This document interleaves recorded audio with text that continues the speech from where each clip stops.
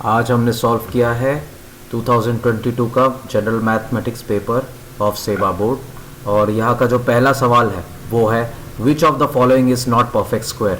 572 है आंसर और इसका एक्सप्लेनेशन अगर हम बताने को चले तो परफेक्ट स्क्वायर्स आर 441 जो कि है 21 स्क्वायर और 576 जो कि है 24 स्क्वायर, 729 जो कि है 27 स्क्वायर, लेकिन 572 किसी का भी परफेक्ट स्क्वायर नहीं है। वैल्यू ऑफ 16/4 डिवाइडेड बाय 8/12 क्या आएगा? इसका आंसर 12 जो कि है ऑप्शन ए। इसका सिंपल एक्सप्लेनेशन है, जैसे आप डायरेक्टली इसको डिवाइड करके देख सकते हैं 16/4 डिवाइडेड बाय 8/12। इसको हम डायरेक्ट सीधा सीधी तो हम डिवाइड नहीं कर सकते, इसीलिए जब इसको इनटू में बदलेंगे तो फिर ये रेसिप्रोकल हो जाएगा। इसका मतलब ये है कि ये 8/12 था तो ये 12/8 हो जाएगा। तो जैसे कि आप देख सकते हैं इसको जब हम ऑब्वियसली क्रॉस मल्टीप्लाई करेंगे तो फिर ये सिंप्लीफाई होकर लास्ट में हमको 12 दे देगा। HCF ऑफ 135 एंड 225 आंसर होना चाहिए 45। इसका एक्सप्लेनेशन भी काफ़ी सिंपल है। 135 जो कि होगा इक्वल टू 3 क्यूब इंटू 5 और 225 क्या होगा 3 स्क्वायर इंटू 5 स्क्वायर। तो HCF हमारा क्या होना चाहिए 3 स्क्वायर इंटू 5 जो कि है equal to 45। When two bells ring at 18 seconds and 60 seconds simultaneously, they will ring together after 90 seconds है आंसर जो कि है ऑप्शन सी। एक्सप्लेनेशन LCM जो है 18 और 60 का वो होगा 18 is equal to 2 into 3 square और 60 का होगा 2 स्क्वायर इंटू 3 इंटू 5। तो LCM क्या होना चाहिए 2 square into 3 square into 5 is equal to 90। Which of the following is a polynomial?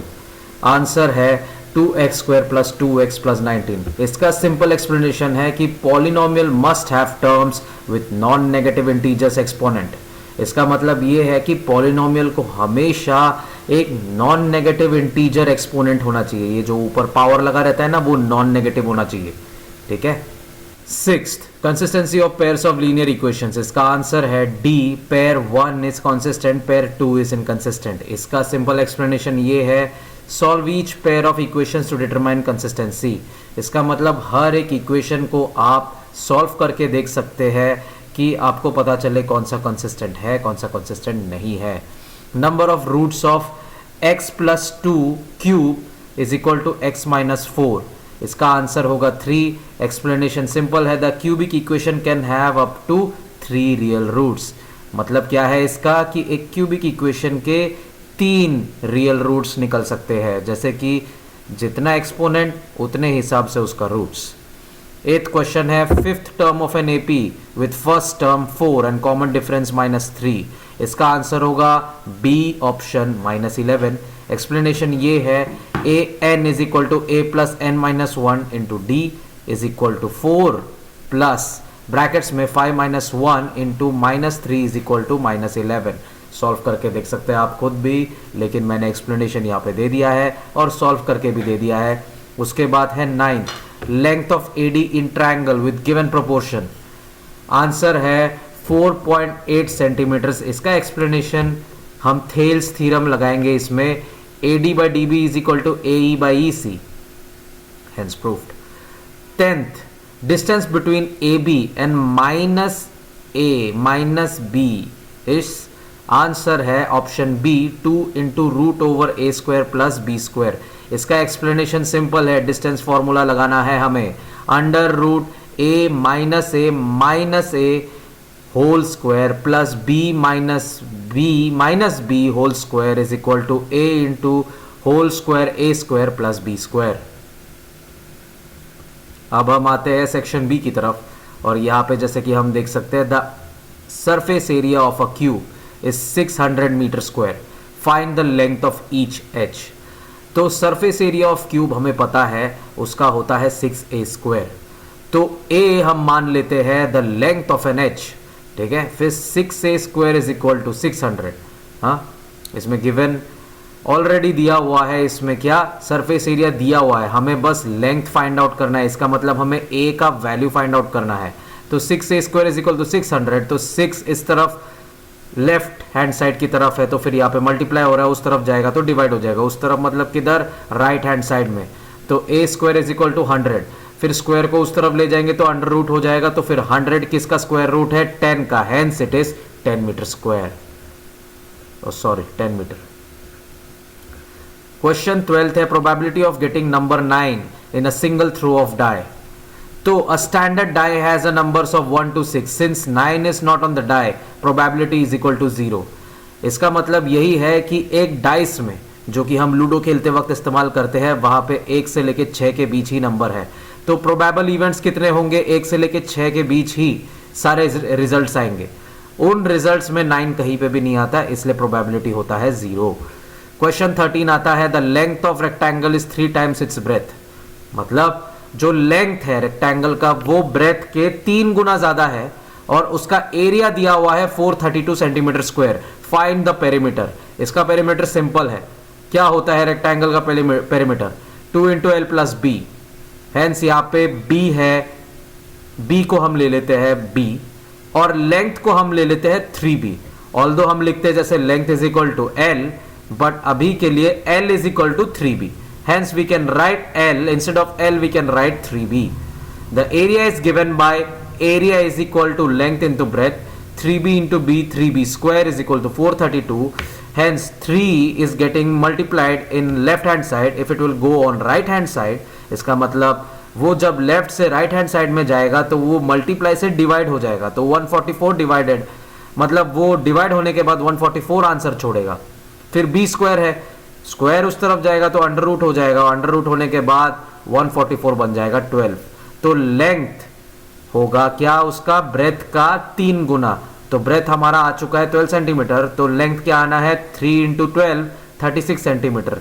Hence perimeter अब निकाल सकते हैं, 2 into l plus b is equal to 2 into 36 plus 12, 36 plus 12 कितना होता है? 48, 48 2 96 centimetre. Hence the answer is 96 centimetre.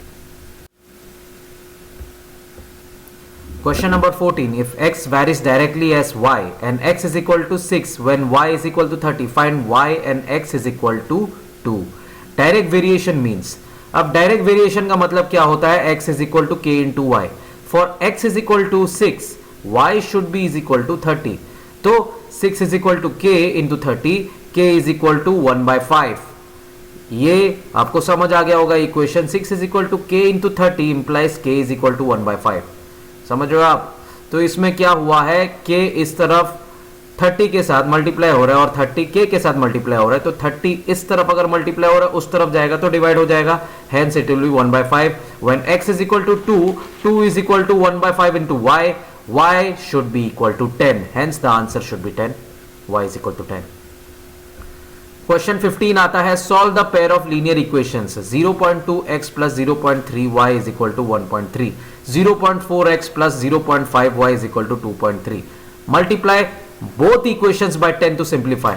अब दोनों ही equation को हमको 10 से मल्टीप्लाई करना पड़ेगा क्योंकि यहां पे डेसिमल आ रहा है, तो डेसिमल वैसे तो वैसे भी सॉल्व हो सकता है, लेकिन आपको जितना हो सके सिंपल करना है, और आपके समझ के लिए इसको 10 से मल्टीप्लाई कर देते हैं। 10 से जब मल्टीप्लाई करेंगे तो ये पूरा इक्वेशन जो है सॉर्ट हो जाएगा। तो जैसे कि आप देख सकते हैं 2x plus 3y is equal to 13, 4x plus 5y is equal to 23. Use elimination या फिर आप सब्स्टिट्यूशन मेथड यूज कर सकते हैं इसको सॉल्व करने के लिए। पहले इक्वेशन से हमको मिलता है x is equal to 13 minus 3y by 2। अब सब्स्टिट्यूट करना है इसको सेकेंड इक्वेशन में, x की जगह ये जो हमें आया था 13 minus 3y by 2, उसको बस खाली डाल देना है x की जगह। 4 into brackets 13 minus 3y by 2 plus 5y is equal to 23, जो कि हमारा बन जाएगा 2 into brackets 13 minus 3y bracket close plus 5y is equal to 23 implies 26 minus 6y plus 5y is equal to 23, जो कि हमें देगा minus y is equal to minus 3। Last में माइनस माइनस कैंसिल हो जाएगा और y इज इक्वल टू हमारा आ जाएगा 3। अब सिंपली हमें क्या करना है, y का जो वैल्यू आया है 3 उसको x में सीधा डाल देना है, सो कि हमारा x का वैल्यू आ जाए। तो x का वैल्यू आ जाएगा 13 माइनस y कितना था 3, तो 3 into 3 9, 13 minus 9 by 2 is equal to 2, hence x is equal to 2, y is equal to 3। ये है आंसर आपका। क्वेश्चन नंबर 16 बताता है, the product of 2 consecutive positive integers is 306, find the integers. अभी इंटीजर्स को हम मान लेते हैं n और n+1। अब प्रोडक्ट है मतलब मल्टीप्लाई हो रहा है, n इंटू n+1 कितना होना चाहिए 306, क्वेश्चन के हिसाब से दिया हुआ है। तो n स्क्वायर प्लस n, मतलब हमने ब्रैकेट्स को खोल दिया है, तो फिर क्या निकल के आ रहा है हमारा n square plus n minus 306। ठीक है, ये एक क्वाड्रेटिक इक्वेशन बन चुका है। अब इसी क्वाड्रेटिक इक्वेशन को हमको फैक्टराइजेशन से सॉल्व करना है, या फिर हम क्वाड्रेटिक फॉर्मूला भी लगा सकते हैं जो कि है n is equal to minus b plus minus under root b square minus 4ac/2, जो कि आप डायरेक्टली देख सकते हैं कैसे हमने सब्सटीट्यूट किया है, -1 plus minus under root 1 plus 4 into 306/2 which gives -1 plus minus under root 1225/2, जो कि हमारा हो जाएगा माइनस प्लस माइनस 35/2। अब प्लस माइनस करने से क्या आना चाहिए 34/2 आएगा और फिर 36/2 आएगा। तो अभी 17 और 18 आ सकता है, 17 और -18 आ सकता है। तो हम एक काम करते हैं, n -18 को रिजेक्ट कर देते, तो आंसर क्या आना चाहिए 17 एंड 18, क्योंकि कंसेक्यूटिव था। कंसेक्यूटिव मतलब क्या होता है, एक के बाद एक, तो 17 और 18 है आंसर आपका। क्वेश्चन नंबर 17 हमारा आता है, find the number of terms in the AP 7, 13, 19 up till 205। ये जनरल एपी है जिसका फॉर्मूला आता है a n is equal to a plus brackets n minus 1 bracket close into d. अब यहां पे ए हमारा दिया हुआ है ऑलरेडी, जैसे कि है 7, और डी हमारा 13 माइनस 7 कितना होना चाहिए 6 है हमारा डिफरेंस, और ए एन हमारा क्या होना चाहिए 205। ऑलरेडी वो टर्म दिया हुआ है 205। तो अभी यहां पे खाली हमको नंबर ऑफ टर्म्स ढूंढना है, यानी कि n ढूंढना है, n मिसिंग है यहां पे। तो अभी यही वाला फॉर्मूला यूज करते हुए हम डायरेक्टली सब्स्टिट्यूट कर देंगे सारे वो वैल्यूज जो हमें दिए हुए हैं। 205 is equal to 7 plus brackets n minus 1 bracket close 6 which gives 205 is equal to 7 plus 6n minus 6 which gives 204 is equal to 6n, n is equal to 34। तो आंसर है आपका 34 टर्म्स।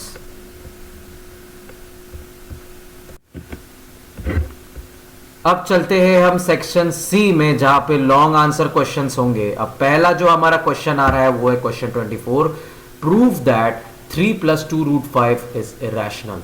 तो इसका प्रूफ हम कैसे करेंगे, शुरू में हम मान लेंगे, ठीक है, 3 + 2√5 एक रैशनल नंबर है। तो हमेशा जब हम एक प्रूफ टाइप के क्वेश्चन में जाते हैं तो हम हमेशा एक एजम्पशन से शुरू करते हैं, एक एज्यूम कर लेते हैं कि 3 + 2√5 रैशनल नंबर है। जैसे कि innocent until proven guilty court में होता है, वैसे ही यहां पे हम मान लेते हैं वो रैशनल है। इसका मतलब क्या होगा, वो रैशनल है तो फिर p/q होना चाहिए फॉर्मेट में। तो p और q इंटीजर्स होंगे और q 0 के बराबर नहीं होना चाहिए, यानी कि 3 + 2√5 should be equal to p/q, और q जो है, जो डिनोमिनेटर में है, वो 0 के बराबर नहीं होना चाहिए अगर वो रैशनल है। अब क्या करना है, हमें आइसोलेट कर देना है 2√5 को, यानी कि उसको अकेला छोड़ देना है लेफ्ट हैंड साइड में, और 3 को उस तरफ लेके जाना है, क्योंकि 3 यहां पे प्लस था, वहां जाके माइनस हो जाएगा। वहां कहा, राइट हैंड साइड में। 2√3 is equal to p - 3q/q, ये बचेगा हमारे पास। अब हमें क्या करना है, दोनों साइड में 2 से डिवाइड कर देना है, 2 से डिवाइड कर देना है दोनों साइड इक्वेशन को। तो फिर यहां पे लेफ्ट हैंड साइड में 2√5 था, जो 2 से डिवाइड होगा तो √5 बच जाएगा, है कि नहीं। और p - 3q जो है उसमें 2q जुड़ जाएगा लास्ट में डिनोमिनेटर में, क्योंकि अभी 1/2 से डिवाइड हुआ था डेफिनेटली। अभी देखो फ्रैक्शन के नीचे 2 डिवाइड हुआ था, इसलिए वो 1/2 डिवाइड होगा, क्योंकि डायरेक्टली ऐसे फ्रैक्शन के नीचे फ्रैक्शन हम डिवाइड नहीं कर सकते। तो यहां पे सिंस p और q आर इंटीजर्स, तो p - 3q/2q is rational, hence √5 is also rational. आप समझ रहे हो, अगर p और q अगर इंटीजर है और p - 3q/2q एक रैशनल नंबर है, तो बेशक सी बात है वो इक्वल टू 2√5 भी, मतलब √5 भी है, और √5 तो रैशनल नंबर होना चाहिए था, पर हमें पता है √5 इरैशनल नंबर है, इसलिए जो हमारा एजम्पशन था वो भी गलत है, और 3 + 2√5 प्रूफ हो चुका है वो इरैशनल नंबर है। अब क्वेश्चन 25 की तरफ आते हैं, find the quadratic polynomial whose roots are -4 and 3/2। तो ये जनरल फॉर्म एक क्वाड्रेटिक पॉलिनोमियल का कैसे होना चाहिए, जिसके रूट्स अल्फा और बीटा है, वो ऐसा होना चाहिए p of x is equal to k into brackets x minus alpha bracket close bracket open x minus beta bracket close. तो इधर अल्फा है -4 और बीटा है 3/2, तो p of x is equal to k into bracket open x minus bracket open -4 bracket close into bracket open x minus 3/2 bracket close. p of x is equal to k into bracket open x plus 4 bracket close into bracket open x minus 3/2 bracket close. अब multiply कर देना है हमें, जैसे कि आप ये equation देख सकते हैं। मैं बोल बोल के थक जाऊंगा, इतना ब्रैकेट ओपन क्लोज करना पड़ता है, तो इसलिए आप ये देख सकते हैं इक्वेशन। आपके आसानी के लिए मैं ये पॉइंटर भी यहाँ पे कर रहा हूं। तो यहाँ पे लेट हमें मान लेना है k को 2, तो एलिमिनेट फ्रैक्शन। अब हमें ना फ्रैक्शन को एलिमिनेट करना है, इसका मतलब क्या है, जितने भी यहाँ पे फ्रैक्शन है इसको हमें हटाना है और एक सिंप्लीफाइड इक्वेशन बनाना है, सो दैट हमारा आंसर निकल के आए p of x is equal to 2x square plus 5x minus 12। ये है हमारा आंसर। उसके बाद क्वेश्चन 26 आता है, find the roots of quadratic equation 2x square plus 7x plus 5 is equal to 0।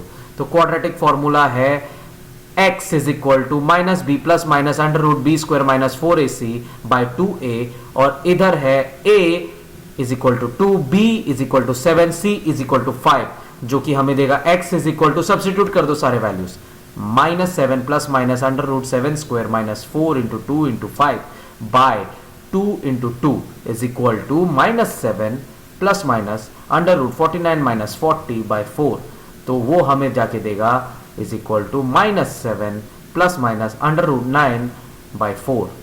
ये हो जाएगा x is equal to -7 plus minus 3 by 4 plus minus, एक बार प्लस करके देख सकते हैं, x is equal to -7 plus 3 by 4 is equal to -4 by 4 which will give us -1, और फिर x is equal to -7 minus 3 by 4 which will give us -10 by 4 which will give again -5 by 2। तो इसका answer हमारा आता है x is equal to -1 या फिर x is equal to -5 by 2। अब क्वेश्चन नंबर 27 आता है, the third term of an AP is 12 and the 50th term is 106, find the 29th term. यहाँ पे ऑलरेडी थर्ड टर्म दिया हुआ है, मतलब कि A3 दिया हुआ है, और AP का 50th टर्म मतलब 50 वाला भी दिया हुआ है, A50 भी दिया हुआ है, जो कि है 106। तो हमारा फॉर्मूला क्या है, general term of an AP is given by an is equal to a plus bracket open n minus 1 bracket close into d। तो इधर थर्ड टर्म जो दिया हुआ है A3, जिसका फॉर्मूला हमारा क्या लगना चाहिए था, a प्लस 2d, है कि नहीं, और a प्लस 2d ऑलरेडी दिया हुआ है। A3 के जगह हम लोग डायरेक्टली 12 सब्स्टिट्यूट कर सकते हैं, 12 is equal to a plus 2d, और 58 टर्म के बदले हम लोग डायरेक्टली 106 लिख सकते हैं, और उसका फॉर्मूला क्या आएगा, a प्लस 49d, क्योंकि हमेशा जनरल फॉर्मूला में जितने का टर्म है उसका एक माइनस करके ही d से मल्टीप्लाई होता है कि नहीं। ये बात तो आपको पता ही होगा, अगर नहीं पता है तो बिल्कुल से आप मेरे क्लास में ज्वाइन कर सकते हैं। तो सॉल्व दीज इक्वेशन साइमल्टेनियसली, अब इनको एक एक करके आप सॉल्व कर सकते हैं। a plus 2d is equal to 12, a plus 49d is equal to 106। अब ये हमारे दो इक्वेशन आ चुके हैं, ठीक है। उसके बाद हमें 1 को सब्ट्रैक्ट करना है 2 से, 47d is equal to 94 which give rise to d is equal to 2। Substitute d is equal to 2 into a plus 2d is equal to 12। इसका मतलब जो d का वैल्यू हमारा आया है 2, उसको हमें a plus 2d is equal to 12 में सब्स्टिट्यूट कर देना है। a प्लस 2d ही क्यों, क्योंकि यही सबसे आसान है फिलहाल के लिए। दोनों को कंपेयर किया जाए तो सबसे छोटा और सबसे आसान एग्जीक्यूट करने लायक है a प्लस 2d, इसलिए हमारा डायरेक्टली आंसर निकल के आ जाता है a plus 4 is equal to 12 which give rise to a is equal to 8। तो हमारा 29th टर्म कैसे निकलेगा, a29, ठीक है। a29 इज इक्वल टू क्या, जाहिर सी बात है a प्लस 28d, तो वो क्या आना चाहिए, 8 प्लस 28 इंटू 2, तो which give rise to 8 plus 56 64। तो हमारा आंसर है 64। तो अब आते हैं हम सेक्शन डी में, जहां पे आएगा डिटेल सॉल्यूशन। क्वेश्चन 34 है, find the zeros of the polynomial x square minus 3 और वेरीफाई करना है हमें relationship between zeros and coefficient. Find the zeros, पहले तो हमें जीरो फाइंड आउट करना पड़ेगा। The given polynomial is x square minus 3। अब सॉल्व करना है हमें x square minus 3 is equal to 0 implies x square is equal to 3। तो x हमारा क्या होना चाहिए, प्लस या माइनस अंडर रूट 3। अब जीरोस जो हमारा आया है plus root 3 and minus root 3। अब वेरीफाई करना है हमें relation of zeros and the coefficient. The general quadratic equation is ax square plus bx plus c। ये हमारा जनरल फॉर्मेट है जहां पे sums of zero should be equal to minus b by a, products of zero should be c by a। तो यहां पे हमारा आएगा here a is equal to 1, b is equal to 0, c is equal to minus 3। Sums of zero plus root 3 plus minus root 3 is equal to 0 is equal to minus b by a। Products of zero plus root 3 minus root 3 is equal to minus 3 is equal to c by a। The zeros are plus root 3 और minus root 3। तो relationship भी verified हो चुका है, तो यही है हमारा answer. Question 35, for which values of a and b does the pair of equations have infinite solutions. ऐसा कौन सा वैल्यू होगा a और b का जिससे कि हमारे इक्वेशंस का इन्फिनिट सॉल्यूशंस निकले। तो इक्वेशंस है 2x plus 3y is equal to 7 brackets a minus b into x plus a plus b into y is equal to 3a plus b minus 2। अब इन्फिनिट सोल्यूशन के लिए हम क्या करेंगे, the ratios of the coefficient must be equal. तो जो ratio है सारे कोफिशिएंट का इक्वल होना चाहिए। 2 by a minus b is equal to 3, a plus b is equal to 7, 3a plus b minus 2। तो ये क्या होगा, अब कंपेयर करना है हमें 2 बाय a माइनस बी और is equal to 3 by a plus b. 2 into a plus b, मतलब हमने क्रॉस मल्टीप्लाई कर दिया सीधा। 2 होगा मल्टीप्लाई ए प्लस बी से जो कि है 3 का डिनोमिनेटर, और 3 होगा मल्टीप्लाई ए माइनस बी से जो कि है 2 का डिनोमिनेटर। तो हमारा क्या निकल के आएगा, 2a plus 2b is equal to 3a minus 3b which give rise to a is equal to 5b। अब कंपेयर करना है हमें 2a मतलब 2 by a minus b is equal to 7 by 3a plus b minus 2।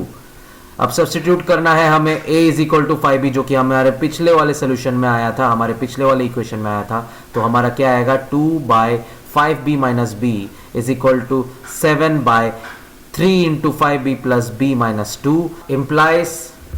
अब जो हमारा आना चाहिए 2 by 4b is equal to 7 by 15b plus b minus 2। इसको सिंप्लीफाई करेंगे तो क्या आएगा, 1 by 2b is equal to 7 by 16b minus 2। अब क्रॉस मल्टीप्लाई कर देना है हमें डायरेक्टली, जैसे पिछली बार हमने किया था। 16b minus 2 is equal to 14b, और सिंप्लीफाई करेंगे तो वो क्या आएगा, 2b इज इक्वल टू 2, तो b इज इक्वल टू 1। अब सब्स्टिट्यूट कर देना है b का वैल्यू 1 से, तो a is equal to 5b, तो a क्या आना चाहिए, 5 इंटू 1, तो a का हमारा आ गया इज इक्वल टू 5। आंसर हमारा आएगा a is equal to 5, b is equal to 1। अब 36th क्वेश्चन आता है, prove that the tangents at ends of a diameter of a circle are parallel। अब क्या करना है हमें इसमें, पहला स्टेप, जो सर्कल बनाया हमने उसका सेंटर ले लेना है O और रेडियस ले लेना है R। तो डायमीटर जो है उसके एंड पॉइंट्स हमें ले लेने हैं A एंड B। तो एक टेंजेंट क्या होता है, जो सर्कल को एक पॉइंट से छू के जाता है, और जब वो छू के जाता है तो वो रेडियस के साथ एक परपेंडिकुलर बनाता है सेंटर पॉइंट की ओर जब वो जुड़ता है। मतलब रेडियस वैसे भी सेंटर से ही शुरू होता है, और जब वो रेडियस टैंजेंट के मीटिंग पॉइंट पे मिल जाता है सर्कल में, जो वो एक पॉइंट से मिलता है टैंजेंट, वहां से उस पॉइंट से लेके अगर सेंटर तक एक रेडियस खींचा जाए तो वो परपेंडिकुलर ही होता है। At a the tangent is perpendicular, जैसे कि मैंने कहा। फिर फोर्थ पॉइंट ऐसा होगा हमारा, since OA and OB are collinear both lie on the same diameter, क्योंकि OA और OB कोलिनियर है और दोनों डायमीटर में ही पड़ता है, तो tangents at A and B are parallel. Tangents जो है A और B में पैरेलल रहेगा। तो आंसर क्या है, tangents at the ends of the diameter are parallel. ये हमने प्रूव कर दिया है। अब कंस्ट्रक्शन करना है हमें क्वेश्चन 37 में। इसका मैंने आपको बहुत बढ़िया से एक्सप्लेन किया था अपने ही वीडियो में, आप चाहे वो देख सकते हैं, ये लिंक आई बटन में मिल जाएगा, तो वैसा ही आप उसको फॉलो करके देख सकते हैं। उसके बाद क्वेश्चन 38 आता है, find the volume of a toy in the form of hemisphere surmounted by a cone. तो इसमें सबसे पहले हमें एक हेमिस्फीयर का वॉल्यूम निकालना है, उसके बाद एक कोन का वॉल्यूम निकालना है, फिर दोनों को प्लस कर देना है। जैसे कि hemisphere of radius r is equal to 2 centimetre, radius ले लिया है 2 सेंटीमीटर, तो radius of cone should also be 2 centimetre, तो हाइट क्या होना चाहिए 2 सेंटीमीटर। वॉल्यूम ऑफ हेमिस्फीयर कैसे दिया जाएगा, 2/3 pi r cube is equal to 2/3 pi 2 cube, क्योंकि हमने r के बदले 2 डाल दिया है, तो वो हमारा जाके देगा 16/3 पाई। वॉल्यूम ऑफ द कोन कैसे हम निकालेंगे, 1/3 पाई r स्क्वायर h, जो कि हमारा देगा 1/3 पाई 2 स्क्वायर इंटू 2। हमने डायरेक्टली सब्स्टिट्यूट कर दिया है उन सभी वैल्यूज को r और h की जगह, जो कि हमारा देगा 8/3 पाई। तो जो हमारा टोटल वॉल्यूम निकल के आएगा वो कैसे, v total is equal to volume of hemisphere plus volume of cone, which will give us 16/3 pi plus 8/3 pi, जो कि हमारा देगा 24/3 pi। हमारा निकल के आ जाएगा 8 into pi into centimetre cube, 8 पाई सेंटीमीटर क्यूब। और यूजिंग पाई का वैल्यू अगर हम 3.14 ले ले तो हमारा वॉल्यूम टोटल एक्चुअल में निकल के आएगा 25.12 सेंटीमीटर क्यूब। तो यही है हमारा answer. That's it for the day childrens. अभी अगर इन केस आपको कोई भी डाउट हुआ या इसमें कहीं भी एरर नज़र आया तो आप कमेंट कर सकते हैं या मेरे दिए हुए व्हाट्सएप नंबर पे मैसेज कर सकते हैं। जस्ट इन केस अगर आपको भी एनरोल करना है मेरे ही क्लासेस में तो भी आप मेरे को व्हाट्सएप में पिंग कर सकते हैं। All sorted.